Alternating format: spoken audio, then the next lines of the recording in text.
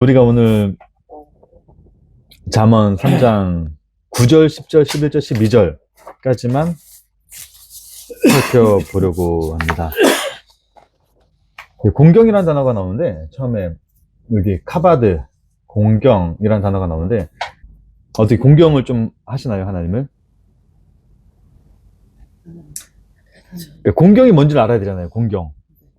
그러니까 우리가 보통 부모를 공경한다는 것은 부모님의 말씀을 잘 듣고, 그러니까 부모님의 마음을 편안하게 해주는 것을 우리는 공경이라고 하잖아요. 그러니까 내가 원하는 걸 하는 게 아니라 부모님이 원하시는 걸 해주는 걸 이제 공경이다라고 이야기를 해요.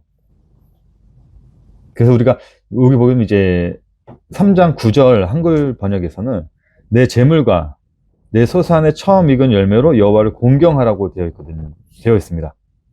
여호와를 공경하라는 게 한글 번역으로는 어떤 뜻이냐면, 내가 가지고 있는 내 재물, 이 재물이라는 게 우리가 생각하는 그 재물 맞아요.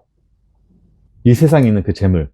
처음 익은 열매의 소산물이 뭐죠? 처음 익은 열매. 한글 번역대로만 우리가 생각을 하면 이걸 어떻게 우리가 이해를 해야 되냐는 거죠. 이걸 그래서 보통 한국교는 이렇게 해석을 하죠. 내 소산의 처음 익은 열매는 이제 많은 분들이 하시고 있죠. 내가 세상에서 일을 해가지고 처음 이제 벌어들인 수입, 그걸 하나님께 딱 드리는 분도 계세요. 저도 그랬었고, 저희 부모님도 그러셨고, 많은 목회자들이 있어요. 예, 그쵸? 세상에 나와서 처음으로 이제 월급을 받으면 그걸 이제 내 처음 소산물이니까 하나님께 드렸고, 그 다음부터는 이제 우리가 가지고 있는 재물에 뭐 11조를 드리든 뭐를 드리든 이렇게 하나님을 공경을 했었잖아요. 뭐 이게 틀렸다 맞다 이건 아니라, 그거는 뭐 은혜가 있으면 당연히 그렇게 하는 게 맞는 거고, 근데 그걸 말하는 걸까요? 하나님이 거지도 아니고. 근데 여기서 공경이라는 단어가 이게 카바드라는 단어가 사용되었는데, 이걸 제가 잠시 설명을 드릴게요. 이게 카프고 이게 베트고 이게 달렛 해가지고 그냥 말 그대로 카프예요. 카프인데 여기다가 이거 하나 딱 붙이면 뭐가 되면 바벨이 돼요. 이거 하나 딱 붙이면 바벨이 돼버려요. 그러니까 바벨이 뭐죠? 바벨탑. 그러니까 하나님의 말씀을 내 말로 쌓아 올려놓고 있는 거, 이거 바벨이라 그래요. 그러니까 이 공경과 바벨은 정말 한 끗 차이, 한 끗. 이 하나 차이로 이게 공경이 되냐 아니면 바벨탑이 되냐 이렇게 돼요. 그래서 이게 굉장히 어려운 게, 성경에서 늘 말하는 게 그렇잖아요. 하나님의 말을 네 말로 먹지 말아라, 이게 죄다, 끊임없이 반복적으로 설명하고 있는데, 그래서 하나님의 말씀이 굉장히 중요한 게, 그 속에 내 세상, 내 생각, 내 뜻을 넣어버리면 그럼 다 바벨탑이 돼버려요. 그러니까 있는 그대로 받아들여야 돼. 있는 그대로. 그러니까 하나님의 말씀 있는 그대로를 우리가 이해를 해야지, 우리가 그 속에 내 뜻, 내 생각을 넣어버리면 다 바벨탑이 되어버리죠. 그러니까 우리가 방금 말했듯이 내 재물, 내 소산에 처음 익은 것, 이걸 문자 그대로 우리가 이해를 하게 되면, 아까 우리가 말했죠. 내 월급을 받자마자 그걸 하나님께 드리는 거, 내 재산의 재물을 하나 드리는 거, 하나님께 드리는 거, 뭐 11조가 됐든 뭐가 됐든, 그렇게 이해를 해버리면 그게 뭐가 되냐면 바벨탑이 돼버려요. 그러니까 바벨탑이 되니까 뭐가 되냐면, 누군가가 나에게 공격을 하잖아요. 야, 너 그거 아니야, 너 그게 전부가 아니야 라고 하면 내 마음에서 어떤 생각이 드냐면 화가 나요. 왜 내가 지금까지 이렇게 왔는데 이걸 왜 너가 왜 틀렸다고 이야기를 해? 이게 내 바벨탑인 거예요. 저번 주에 싱가포르에서 그 손님이 오셨잖아요. 그 남성분이 진짜 열심히 신앙생활하세요. 저도 놀란 게, 저랑 이틀 동안 치는데 한 6시에 눈을 뜨더라고요. 중국 분인데 나이는 어려요, 조금. 근데 일어나자마자 가장 뭘 하냐면 말씀을 보고 1시간, 2시간 동안 읽어요. 계속 서서 다니면서 계속 1시간, 2시간 동안 계속 물어봤어요. 매일매일 그러냐? 그러니까 매일매일 그렇게 한대요. 한 잔 마시면서 매일 아침에 1~2시간씩 말씀을 읽고, 그 다음에 이분은 늘 생각하는 게 자기의 가족 구원, 친구들 구원, 이 전도의 모든 사명을 가지고 있어서, 이번에 이제 원래는 싱가포르, 그러니까 중국을 들려서 어머니를 모시고 싱가포르로 들어가셔야 되는데, 중국에 우한에 사나봐요. 우한, 코로나 발생지역. 우한에 사시는데, 친구가 거기서 500km인가 600km 되는 곳에 사는데, 복음을 그러니까 말씀을 이제 하나님 믿진 않아요. 근데 성경책을 읽어요. 이 사람을 전도를 해야 되겠다 하면서 그 이틀 여정 중에 하루 여정을 거기까지 또 갔다 와서 또 이제 부모님 모시러 간다고 뭐 이런 이야기를 하시더라고요. 물어봤어요. 안 힘드냐? 그랬더니 자기는 이게 사명이래요. 한 사람을 전도시키고 한 사람을 변화시키는 게 자기의 사명이래요. 정말 대단하시잖아요. 그래서 한번 물어봤어요. 너가 믿는 하나님이 정말 그 하나님 맞아? 라고 물어봤더니 화를 내더라고요. 너가 만약에 나중에 가서 우리 진지하게 고민해 봐야 될 게 이거예요. 내가 정말 그렇게 하나님의 말씀을 지키면서 살았는데 마지막 하나님 앞에 딱 섰을 때 나는 너를 모른다고 했을 때 과연 네가 고백할 수 있는 게 네, 맞습니다 라고 고백할 수 있어? 라고 했더니 화를 내더라고요. 왜냐면 그러니까 우리가 진짜 알아야 되는 거 이거예요.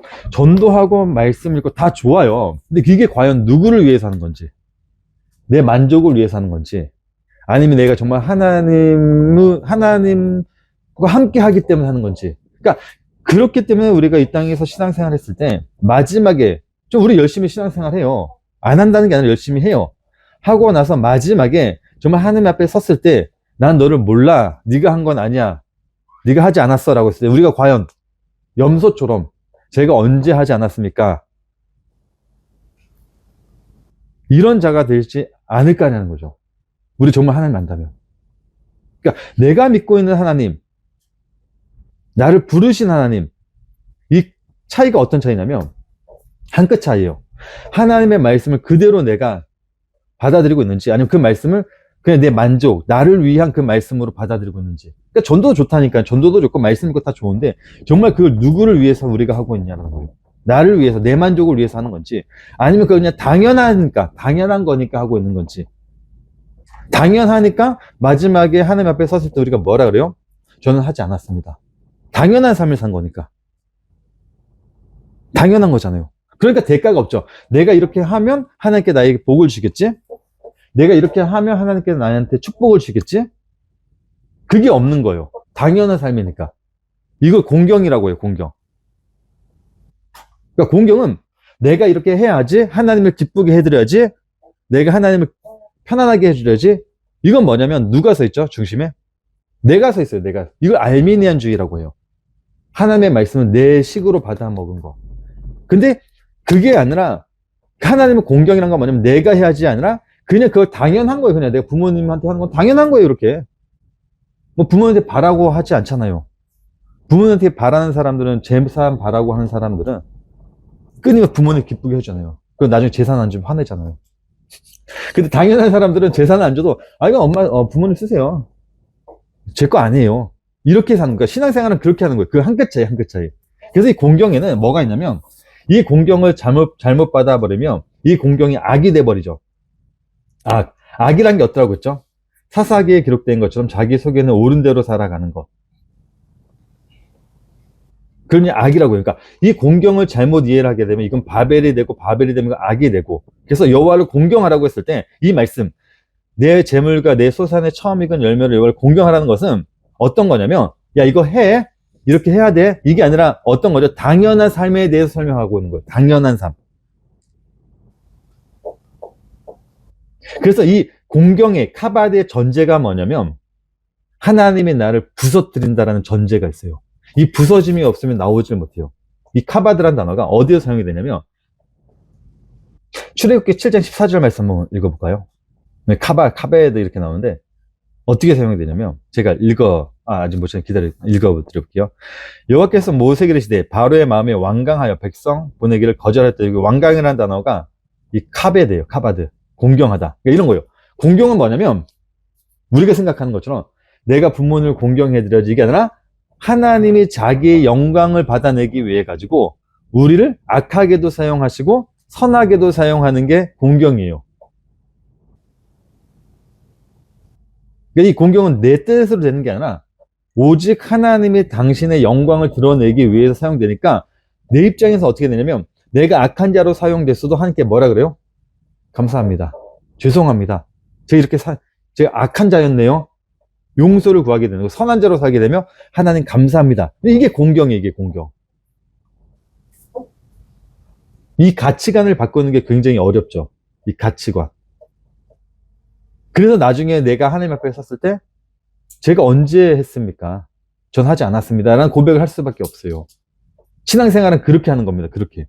내가 하고 싶은 대로 하는 게 아니라. 자, 공경에 대해서 우리가 배웠죠. 여호와를 공경하는 게 어떤 것인지. 자, 근데 재물과 처음 익은 열매로 했을 때, 재물이란 것은 당연히 뭘 말하냐면, 내가 이 땅에서 의지하고 있는, 아까 지수님께서 말씀하셨던 것처럼, 우리들의 마음은 어디 있죠? 늘? 재물에 있죠. 우리의 마음은 재물에 있는데, 그 마음을 어디로 돌리는 거냐면, 이제는 하나님에게 돌리라는 거죠.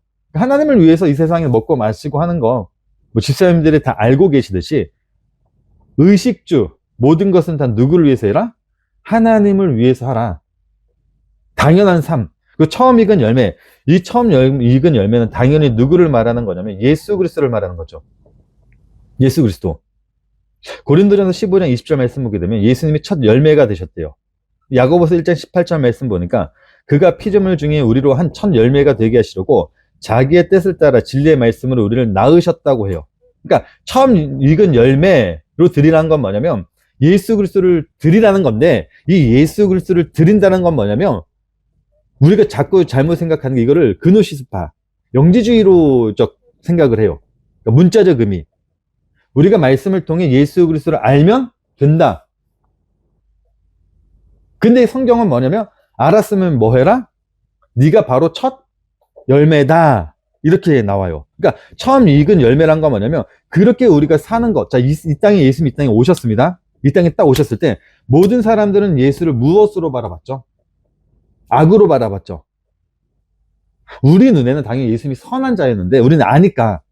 근데 모르는 사람들은 예수 그리스도를 악으로 보였어요. 근데 그게 선이었었어요. 그러니까 하나님이 보시기엔 예수님이 악하게 사용한 걸까요? 선하게 사용한 걸까요? 당연히 선하게 사용했는데 인간들 편에서는 악하게 등장하는 존재로 등장하죠. 그게 우리라는 거죠. 그러니까 우리가 이 땅에서 하나님의 은혜 속에서 그렇게 하나님을 공경하고 있으면 세상 사람들 눈에는 우리가 뭐가 되냐면 악한 자가 돼요. 그렇지만 말씀에서 뭐가 되는 거죠? 선한 자가 되는 거죠. 그렇게 나를 드리게 되는 거죠. 그렇게 사는 거, 그렇게. 자, 그러면서 말합니다. 그 뒤에 내 소산물에 처음 익은 열매, 네 소산물. 땅에서 얻은, 이게, 소산물이라는 게 어떤 뜻이냐면, 땅에서 맺은 열매예요. 그 땅에서 맺은 열매가 누구죠? 나죠, 나. 우리가 흙으로 지음받았으니까. 흙에서 지음받은 내가 땅으로부터 나온 소산물인데, 그걸 어떻게 드리라는 거죠? 처음 익은 열매로 드리라는 거예요. 그러니까, 나를 드리라는 건데, 내가 이 땅에서 내 마음대로 생각했단 말이죠. 하나님을 몰랐을 때에는. 완악한 내 마음으로. 내가 붙잡고 싶은 그 하나님으로. 내가 믿고 싶은 하나님으로 하나님을 믿었었던 게 나였는데, 이제 나를 어떻게 드리라는 거죠? 처음 익은 열매로 드리라는 거예요. 성경은 그렇게 하나만을 이야기하고 있습니다. 이게 구절 내용이에요. 구절 내용. 어려운 건 없죠? 자, 10절로 넘어가도록 할게요. 자, 여기 보면 그리하면, 근데 그리하면이 아니라 원칙적으로 보면 여기 와우가 있잖아요. 와우. 이거 그리고요, 그리고. 무조건 앞에. 기억자가 있는 거. 무조건 그리고로 번역이 됩니다. 자, 그러면 말레 우리가 많이 찾아봤죠? 말레가 뭐죠? 가득 찬다.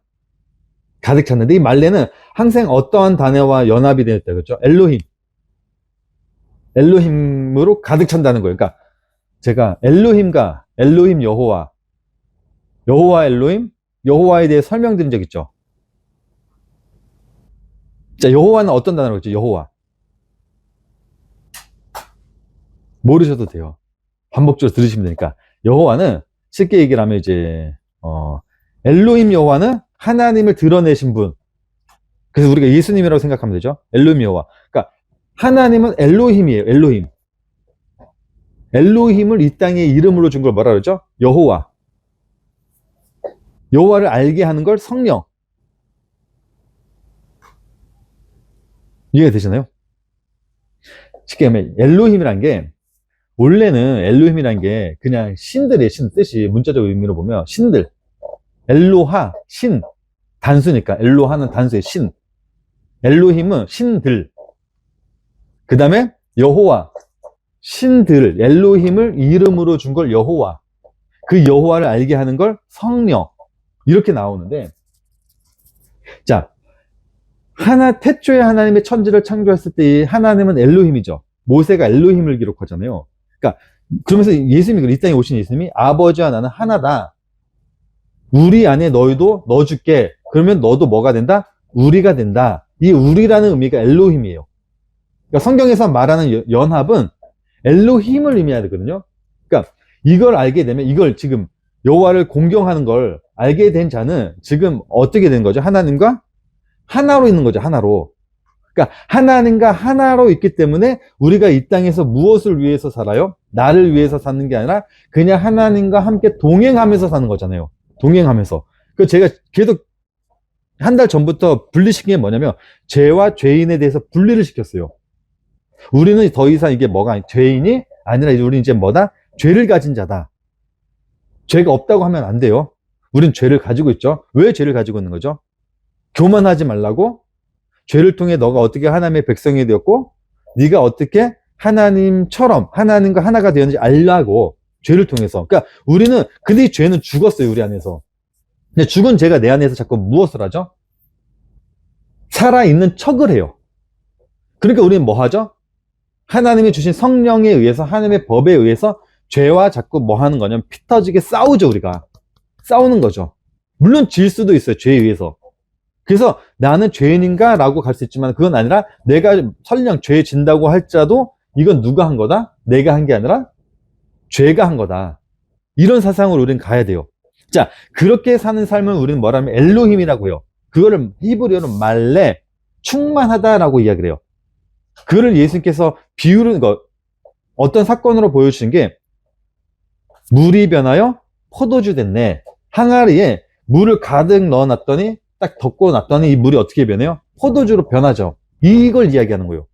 그리하면, 그러니까 그리하면이 아니고 원래는 이러해요. 그러니까 9절 말씀 보게 되면 뭐 처음 익은 열매로 여호와를 공경하라. 그리고 뭐냐면 가득했다.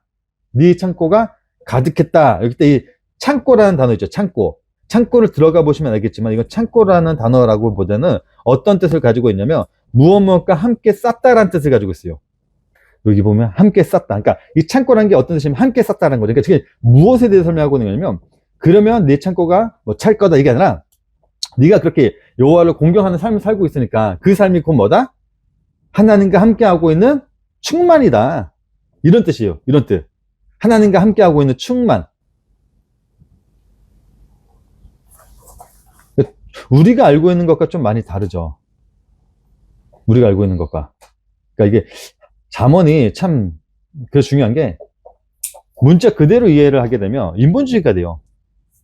원어가 별거 아닌 것 같아도 또 중요하기도 하죠. 자, 그렇기 때문에 함께 이렇게 하나님과 우리가 함께하는 삶을 사는 거잖아요, 이게. 그러니까 하나님과 함께하는 삶은 다른 삶이 아니라 그렇게 그냥 우리가 이 땅에서 우리가 알고, 그러니까 모르는 게 아니라 알고 있어요. 알고 있는 그 삶을 사는 겁니다. 당연한 그 삶.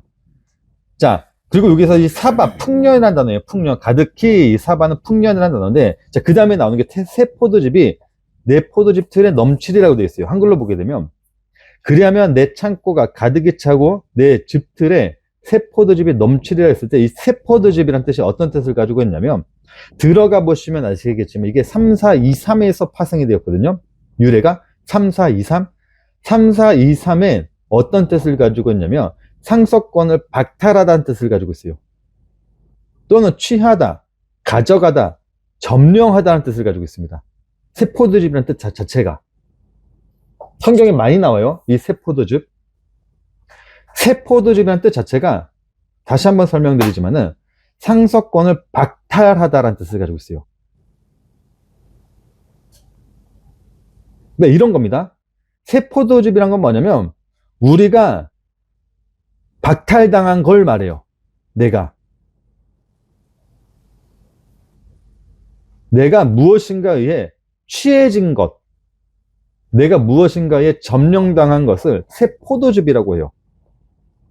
그리고 이 내 포도즙 틀에 예케브라는 단어는 움푹하게 파인 것을 말해요. 그러니까 통이 뭐 쉽게 얘기하면 이런 비유가 좀 맞을지 모르겠지만 움푹한 그릇 아시죠? 이렇게 움푹하게 무엇을 담기 위해서 이걸 말한다네요. 큰 그릇. 근데 그걸 어떻게 하겠냐면 넘치란 파라츠라는 단어 들어가 보시면 아시겠지만 이게 파괴하다, 깨트란 단어를 가지고 있어요. 달라요 지금. 넘치란 단어 들어가 보시면 아시겠지만 이것도 한번 확인해 볼까요? 넘치리라, 깨트리다 라는 뜻을 가지고 있죠. 분쇄하다. 이 단어 자체가. 네, 여기 넘치리라. 파라츠 뜻이 뭐죠? 터지고 나오다. 예, 깨트리다. 점령하다. 이런 뜻을 가지고 있죠.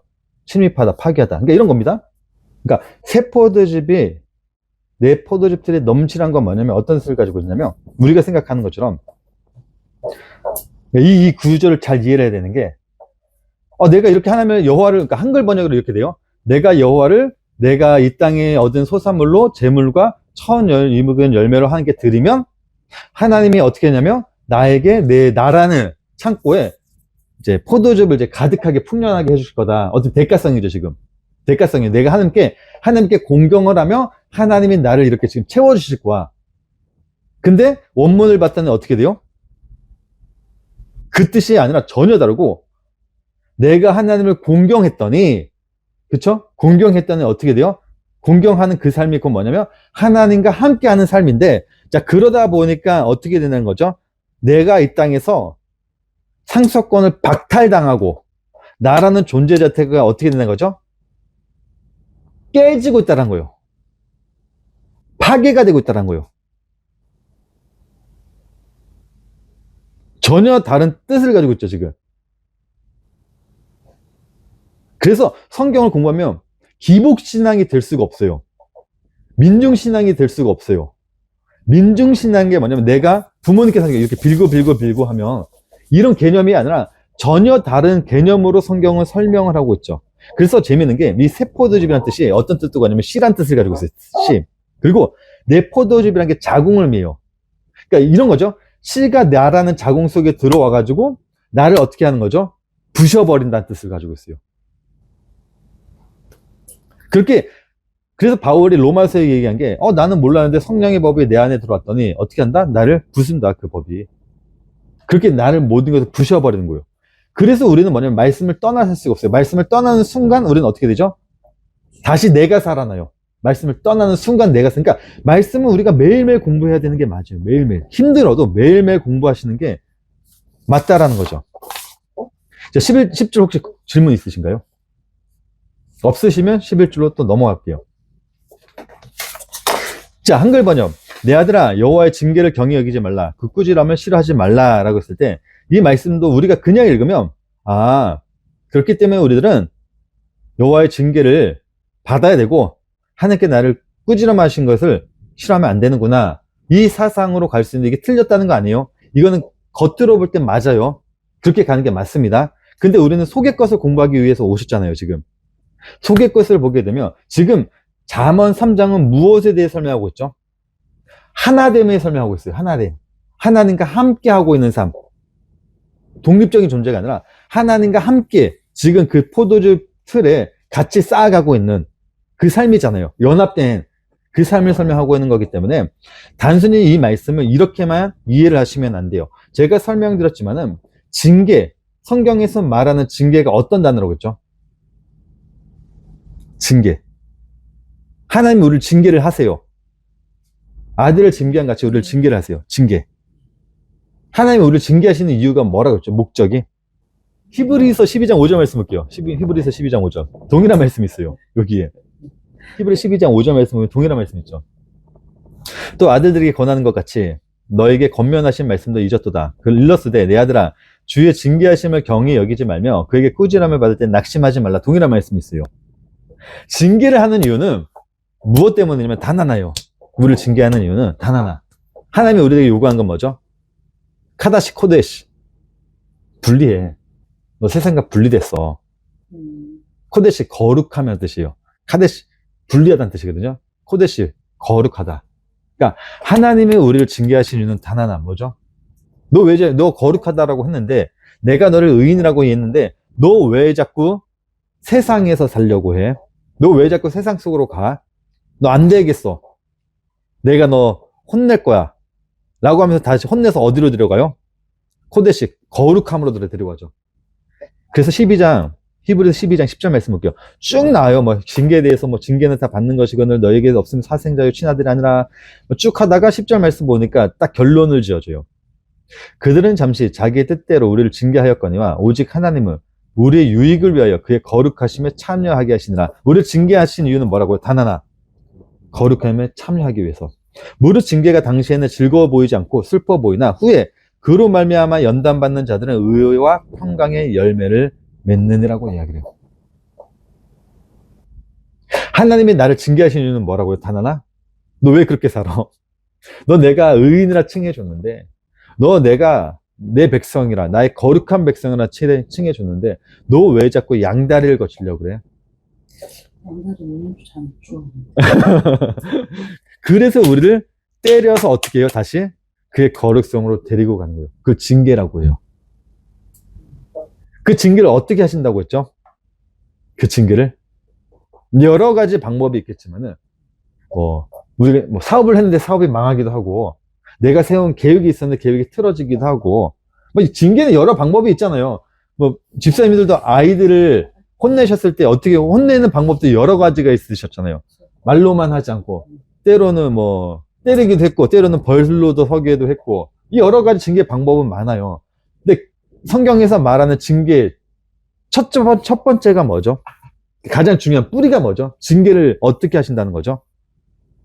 가지들 말고 결국에는 말씀으로 하시는 거죠. 말씀으로.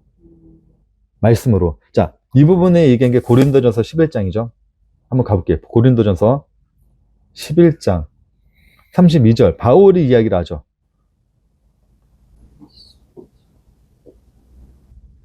우리가 판단을 받는 것은 주께 징계를 받은 것이니 이는 우리로 세상과 함께 정죄함을 받지 않게 하려면. 어떻게 우리를 한다고요? 징계하신다고요?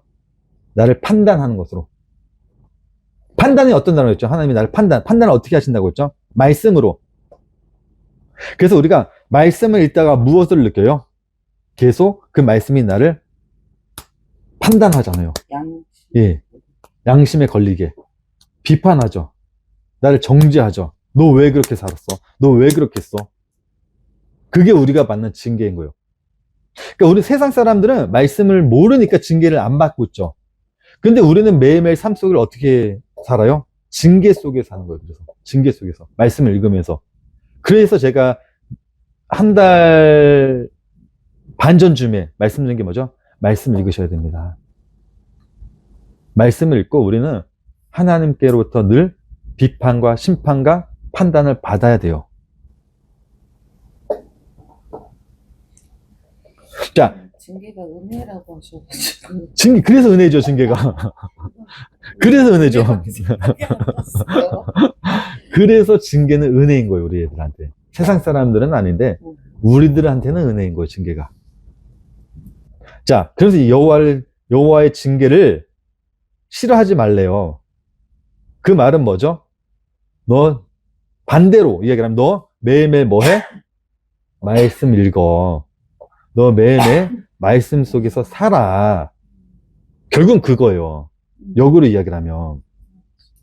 근데 그렇게 살았던 사람이 누구죠? 예수 그리스도셨죠. 자, 그러면서 이야기를 해요. 그 꾸지람이라는 게 뭐냐면, 입증하다, 비난하다는 뜻인데, 이 단어는, 이 꾸지람 단어, 맨 끝에 있는 토케하라는 단어는 쉽게 이런 거예요. 말씀에 근거해 죄를 직면하게 하는 거. 그러니까, 말씀을 우리가 딱 읽으면 무엇을 직면하게 되냐면, 하나님을 직면하게 됩니다. 하나님을 만나게 돼요. 하나님을 만나게 되면 당연히 무엇이 드러나게 되는 거죠? 죄가 드러나죠. 그래서 사랑의 반대말이 뭐죠? 죄고, 죄의 반대말이 사랑이잖아요. 그러니까 사랑이 나오면 반드시 죄가 나올 수밖에 없고, 죄가 나오면 당연히 사랑이 나올 수밖에 없듯이, 이렇게 우리가 말씀 속에서 하나님을 보니까 뭐가 보이냐면 내가 보이고, 내가 보이니까 뭐가 보이냐면 죄가 보이는 거예요. 그러니까 내가 죄다 이게 아니라 내 속에 있는 그 죄가 보이는 거죠. 직면하게 되는 거죠. 그래서 바로를 바라보면서 우리는 누구를 바라봐요? 나였네.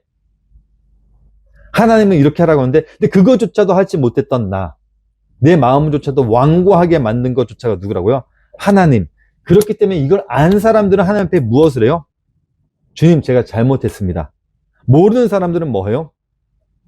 하나님이 틀렸어요. 제가 맞아요. 이렇게 가는 거예요. 그 대표적인 예가 누구였죠? 요나였잖아요. 요나. 하나님이 야, 너 니느웨 가서 복음 전해? 저 싫은데요? 안 갈 건데요? 다시스로 가다가 물고기 바다에 빠지고 물고기에 삼켜요. 죽임을 당할 속에서 무엇을 하죠? 요나는 기도를 하죠. 기도를 어떻게 했죠? 자기가 하겠다. 어떻게 했다. 거짓말 했잖아요. 거짓말. 하나님이 여기 꺼내주시면 제가 하나님 말씀대로 니느웨 가서 복음 끝까지 전할게요. 하나님 저 여기 꺼내주시면 하나님 말씀 순종할게요. 근데 정작 딱 나오자마자 뭐 했죠? 가긴 갔어요. 니느웨를 가긴 갔어요. 니느웨는 며칠 동안 돌아야 된다고요? 뭐 3일인가 5일 동안 걸어야 되는데 하루만 딱 돌아놓고 뭐예요? 저 다 했는데요. 그리고 뭐예요? 니느웨가 보이는 높은 산에 올라와가지고 하나님 어떻게 하냐 보자. 지켜봤잖아요. 근데 그 속에서 하나님의 요나에게 무엇을 가르치죠? 무엇을 가르치죠? 햇빛을 통해서 괴로움을 줬다가 그늘을 만들어가지고 행복하게도 했다가 그게 요나 누구? 나. 근데 그게 뭐라는 거죠? 죄라는 거죠. 죄. 하나님과 반대로 가려고 하는 죄. 그 말씀을 보면서 우리가 뭐 하냐면 죄를 직면하게 되는 거예요. 나를. 그럼에도 불구하고 하나님은 그런 나를 뭐 해주시겠다는 거죠? 구원해 주시겠다는 거죠. 거룩성에 동참을 시키겠다는 거잖아요. 그게 연합이라고 이야기를 하는 거예요. 그렇게. 그러니까 이 말, 내 아들아 여호와의 징계를 경히 여기지 말라. 그 꾸지람을 싫어하지 말라는 건 뭐냐면 결국 무엇을 말하는 거냐면 야, 너 말씀 속에서 네가 죄를 증명하고 말씀 매일 읽으면서 그 죄 속에 폭로된 너를 뭐해? 발견해. 그거를 뭐 하지 말아라? 게을리하지 마. 매일매일 그렇게 해야 돼. 그렇게 말씀하시는 거예요. 그 12절 마지막 말씀이거든요. 이것도 한번 볼게요. 자, 동일한 말씀입니다. 대제 여호와께서 그 사랑하시는 자를 징계하시기를 마치 아비가 그 기뻐하는 아들을 징계한 같이 하는, 여기 똑같이 징계라는 단어가 나옵니다. 자, 징계가 어떠한 것인지 우리는 살펴봤습니다. 징계가 어떠한 것인지. 징계는 뭐라고요? 결국 하나님의 거룩성에 나를 동참시키기 위해서 하시는 게 징계예요. 그게 뭐냐면 하나님이 하시는 사랑이라는 거죠. 그러니까 하나님의 사랑이란 것은 단순히 내가 이 땅에서 하나님께로부터 어떤 영적인 충만을 느끼는 것만 가리켜 사랑이라고 하는 것이 아니라 하나님의 말씀 속에서 늘 내가 부서지고 무너지고 죄가 발각되어지고 그러면서 하나님의 거룩성에 동참하게 되는 그 모든 과정들을 하나님이 하고 계시는 사랑이라고 이야기를 해요. 근데 우리가 말씀을 너무나도 안 읽어요. 안 읽으니까 하나님이 뭐 해요? 하나님이 만들어 놓으신 이 가시적인 말씀으로 나를 알게 하시는 거죠. 그러니까 이 말씀, 우리 말씀을 읽어야 돼. 그러니까 우리는 제가 말씀드리지만 늘 말씀을 못 읽어요. 그럼 늘 말씀을 읽는다고 해서 우리가 은혜를 받고 구원을 받지 않아요. 특별 계시로는. 그래서 하나님께 사용하시는 게 뭐죠? 일반 계시죠. 일반 계시가 뭐라고 했죠? 하나님이 만들어 놓으신 이 세상, 이 자연, 이 모든 게 일반 계시죠. 그러니까 이 특별 계시를 인간이 이해를 못하니까 하나님은 무엇을 하면 이 특별 계시를 통해서 나를 알려줘요. 그래서 우리가 이 세상에 살면서, 가정에 살면서, 사회에 살면서 무엇을 느껴요, 자꾸? 징계를 받잖아요.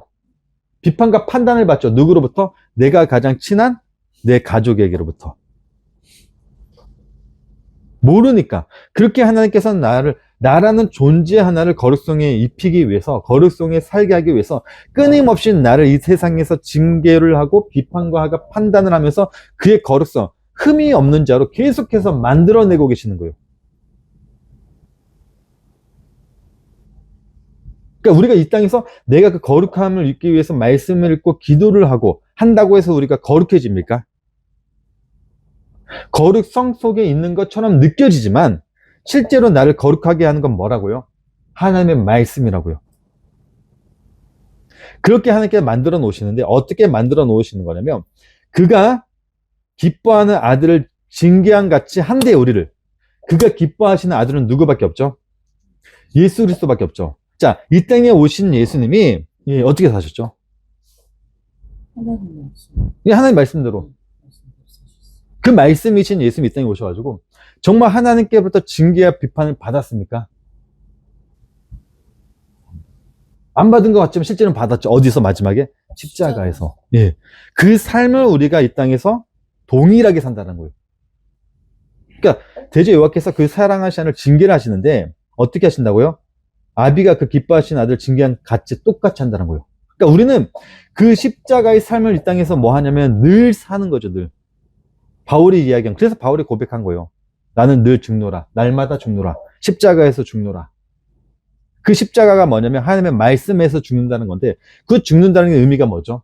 우리가 생각하는 불교에서 말하는 그런 뭐 어떤 열심이나 수행으로 생각하시면 안 된다고 했죠. 성경에서 말하는 그 십자가 사건은 어떤 거냐면, 내가 죽은, 말씀에서 늘 죽어 있는 나, 죽은 나, 죽어야 하는 나를 발견하는 걸 말해요. 죄와 싸우는 나, 하나님에서 떨어지려고 하는, 떨어뜨리게 만드는 죄와 늘 싸우는 걸 말하는 거예요. 늘 죽어야죠. 그렇게 우리는 이 땅에서 누구로 사는 거냐면, 어떻게 보면 작은 예수로 살아가는 거예요. 작은 예수로.